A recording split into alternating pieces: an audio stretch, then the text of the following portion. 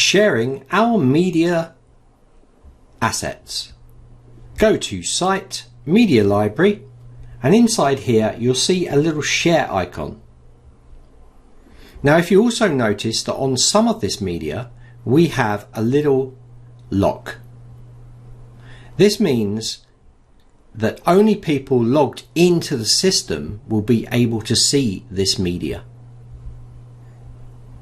If we go to the share icon, you'll notice that the link sharing is on, but it's only for logged in users with this link can download or view the video.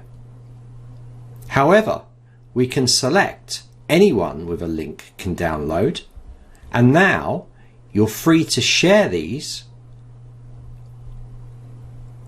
on other channels or with friends. So Zenler allows you to share media to other social channels or other outlets. If you want to remain secure, you can simply turn on this as logged in users are the only ones to be able to access this information. The same applies for any media type inside of the media library.